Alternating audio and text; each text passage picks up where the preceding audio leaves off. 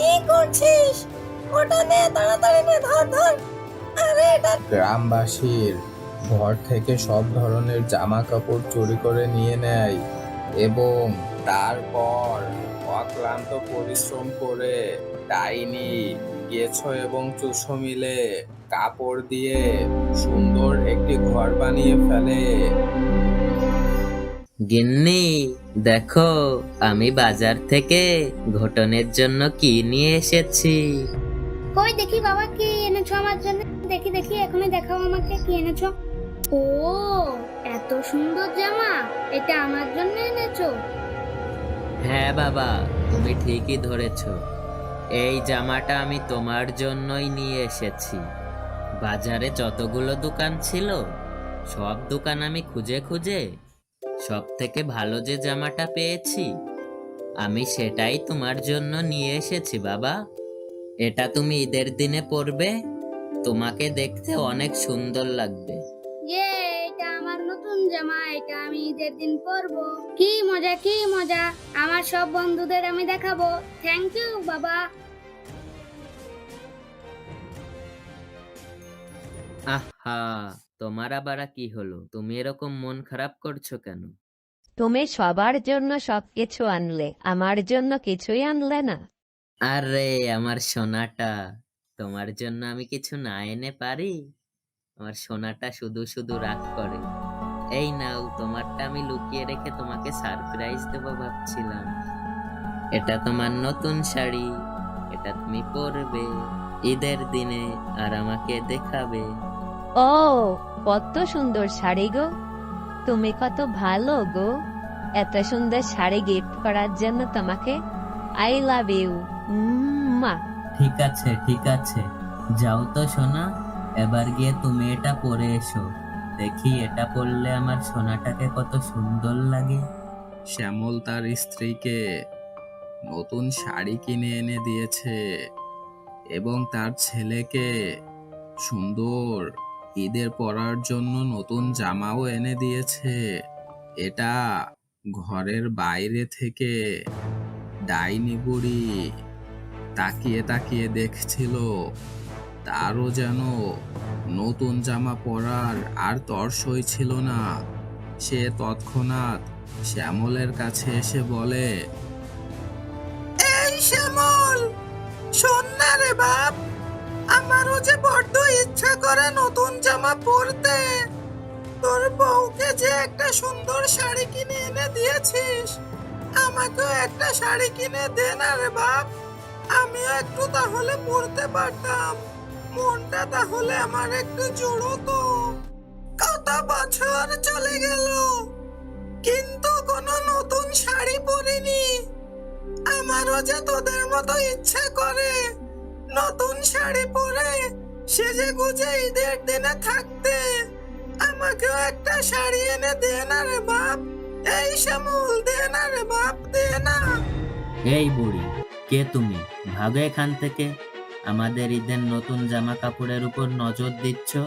তোমার মতলব তো ভালো মনে হচ্ছে না। যাও, ভাগো এখান থেকে।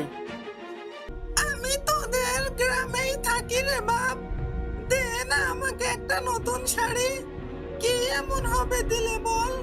আমারও যে অনেক ইচ্ছা করে নতুন শাড়ি পরতে। দে না রে বাপ, দে না। এই বাবা ঘটন, তোর বাবাকে একটু বল না রে, আমাকে একটা নতুন শাড়ি কিনে দিতে। কি বলছো বুড়িমা? তোমার নতুন শাড়ি চাই? দাঁড়াও, আমি একটু ভিতর থেকে আসছি। নতুন ঘরের মধ্যে গিয়ে একটা টুল নিয়ে আসলো।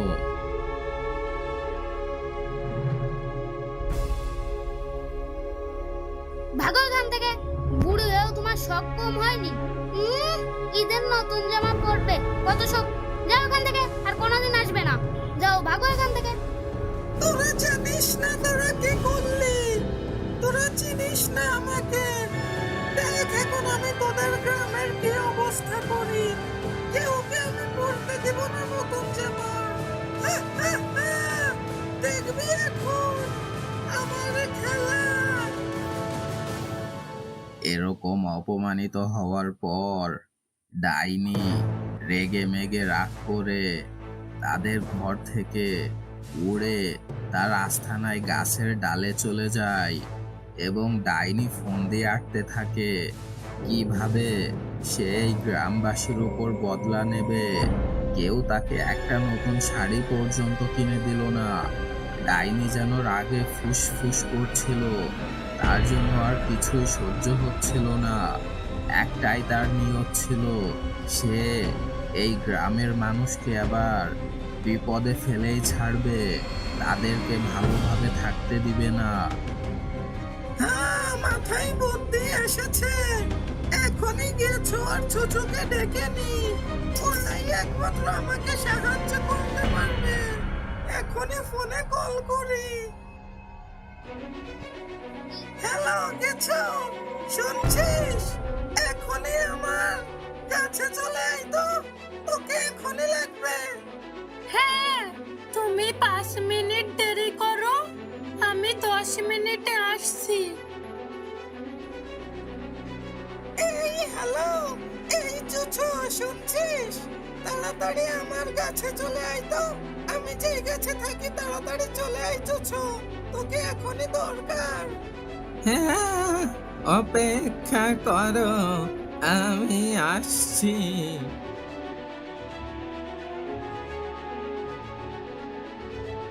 কি হয়েছে দিদি? কোনো সমস্যা? ফোন করে এত জোরালি ডাকলে? হ্যাঁ দিদি, বলো এত জরুরি ফোন করে কেন ডাকলে?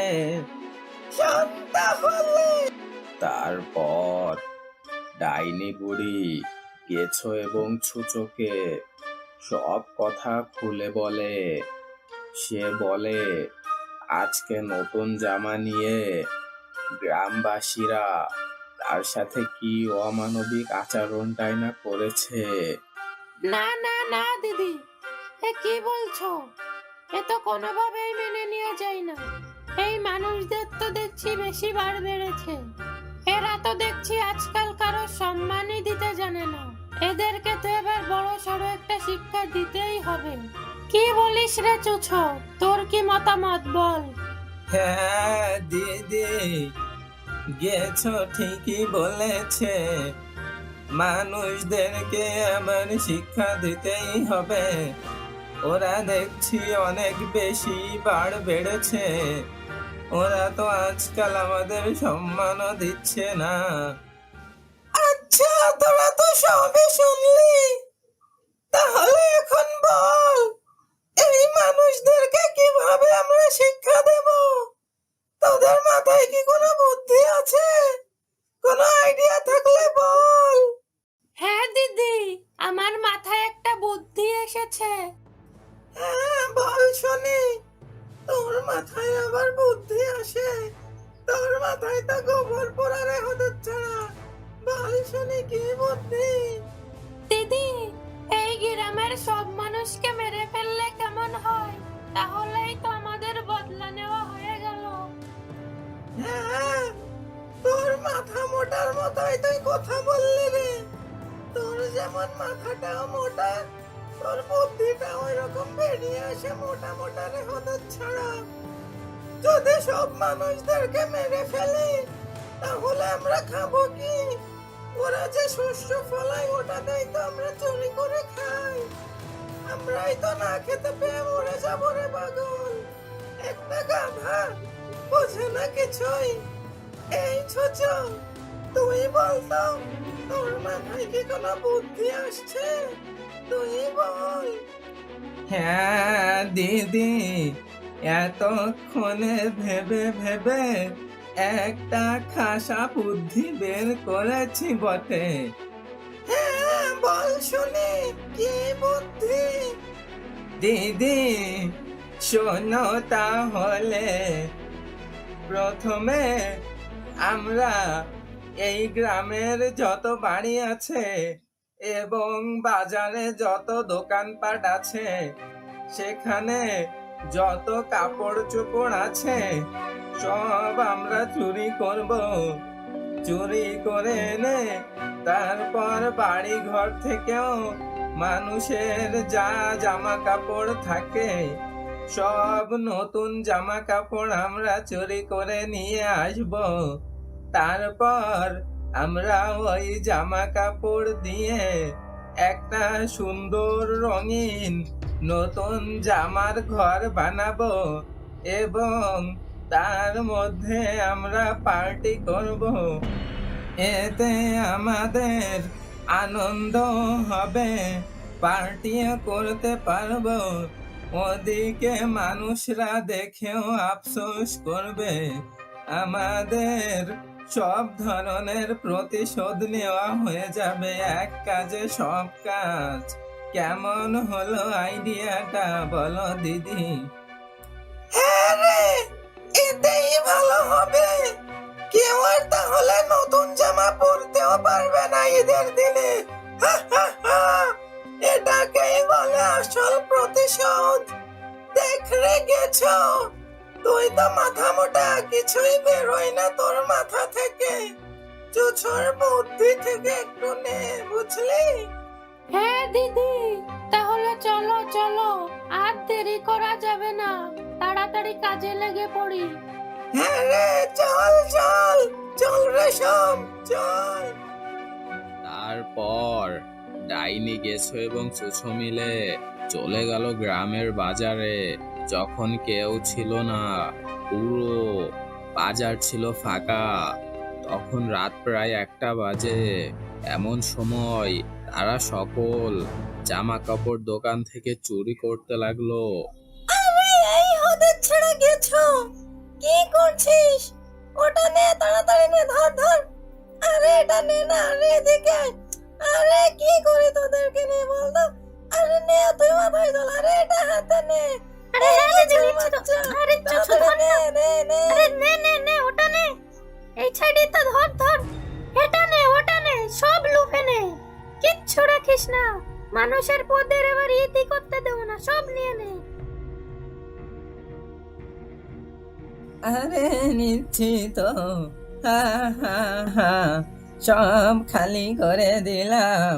কি মজা লাগছে। চলো দিদি, আমরা এগুলো নিয়ে এখন ঘর বানাই, তারপর ডিজে পার্টি করি। তারা সব দোকান থেকে সকল জামা কাপড় লুফে নিতে লাগলো। তারপর গেছো চুছো এবং ডাইনি মিলে গ্রামবাসীর ঘর থেকে সব ধরনের জামা কাপড় চুরি করে নিয়ে নেয় এবং বাজারে যে দোকানপাটগুলো ছিল সেগুলোতেও কিছু রাখেনি, পুরো ফাঁকা করে দিয়েছে। কোথাও কোনো কাপড় চোপড় নেই। বাবা বাবা, আমার শার্টটা খুঁজে পাচ্ছি না। কেউ মনে হয় চুরি করে নিয়ে গিয়েছে। পুরো বাড়ি খুঁজেছি, কোথাও পাচ্ছি না। যেখান থেকে বাবা আমার নতুন জামা এনে দাও, আমি কিচ্ছু জানি না। আরে বাবা থাম না, আমি দেখছি তো কি হয়েছে, কে চুরি করেছে আমি দেখছি। আরে আরে শোনো না, থাম থাম। আমাকে যে নতুন শাড়িটা এনে দিয়েছিলে সেটা আমি খুঁজে পাচ্ছি না, আর আমাদের কোনো জামা কাপড়ই আর পাওয়া যাচ্ছে না। সবগুলো যে কোথায় গিয়েছে বুঝতেছি না। আচ্ছা আচ্ছা, চুপ করো। তারপর অক্লান্ত পরিশ্রম করে ডাইনি গেছো এবং চুষো মিলে কাপড় দিয়ে সুন্দর একটি ঘর বানিয়ে ফেলে এবং সেটার মধ্যে গিয়ে তারা ডিজে পার্টি করতে শুরু করে। ওই নাচো নাচো নাচো, ওই নাচো রে নাচো। এই গেছো, নাচ নাচ, বেশি করে নাচ, আনন্দ কর। এই ছোটর বাচ্চা, নাচিস না কেন? বেশি করে নাচ। ওই নাচো নাচো নাচো নাচো নাচো রে, আজ আমাদের ঈদের থেকেও বেশি খুশির দিন। নাচো নাচো নাচো নাচো নাচো রে। ডাইনিরা মনের সুখে গান বাজিয়ে ড্যান্স করছিল, কিন্তু তারা জানতেও পারেনি তারা কালতান্ত্রিকের সদ্য গোসল করে ওঠা ধুতি চুরি করে নিয়ে এসেছে। ভিতর থেকে ওটা যেন থেকে থেকে বাবার গুণে নড়ে উঠে বাইরে আসতে চাইছে। এমন সময় সেই ধুতিটি বাইরে এসে তাদের উপর হামলা করলো। ধুতিটি তাদেরকে মারতে শুরু করলো, যেন চড় থাপ্পড় লাথি গুঁতো যেটা ইচ্ছা ধুতিই মেরে দিচ্ছে। এটা হলো মহাশক্তিমান কালতান্ত্রিকের ধুতি। তারা এটাকেই চুরি করে নিয়ে এসেছে। এবার ডাইনিরা বুঝবে তারা কিসে হাত দিয়েছে। আমাদের মেরেই চলেছে। ওটা কি আবার? এ আবার কোন ধরনের জাদু রে বাবা? কে আছো, বাঁচাও! আমরা তো মরে যাচ্ছি ধূপের মার খেতে খেতে। কে আছো গো? কোথায় আছো? কেউ বাঁচাও! ওটা আমার ধুতিরে ডাইনি বুড়ি।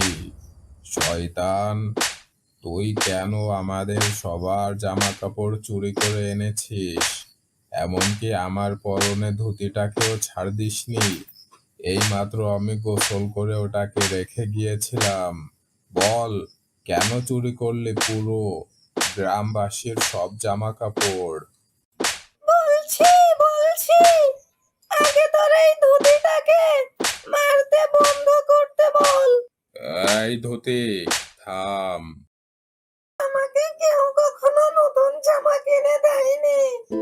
ঈদের দিনে সবাই নতুন জামা কাপড় পরে সেজে গুজে বের হয়। আমারও তো মন আছে নাকি? আমারও তো ইচ্ছা করে নতুন জামা কাপড় পরে বের হতে। সেজন্য আমি গিয়েছিলাম শ্যামলের বাড়িতে, আরো গিয়েছিলাম গ্রামবাসীদের বাড়িতে, কিন্তু কেউ আমাকে নতুন জামা কাপড় দেয়নি। এজন্য আমি প্রতিশোধ নেবার জন্য সবার বাড়ি থেকে নতুন জামা কাপড় চুরি করে নিয়ে এসেছি। এই ডাইনি বুড়ি শোন, এই ঈদ উপলক্ষে আমি তোদের তিনজনকেই নতুন জামা দিচ্ছি। গ্রামের উপর আর কখনো কোনো হামলা করবি না। আর যেগুলো এনেছিস সেগুলো সবাইকে ফেরত দিয়ে আয়। ঈদ হলো খুশি, ঈদ হলো আনন্দ। সকল দ্বিধাদ্বন্দ্ব ভুলে গিয়ে সবাই একসাথে শান্তিতে থাকার নাম ঈদ।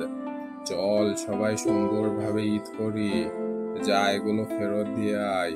আর তুইও ঈদের দিন এখন থেকে আমার কাছ থেকে নতুন জামা কাপড় পাবি, ঠিক আছে? তারপর ডাইনি বুড়ি গিয়ে সবাইকে সবকিছু ফিরিয়ে দিল এবং গ্রামের সবাই মিলে সুখে শান্তিতে ঈদ করতে লাগলো।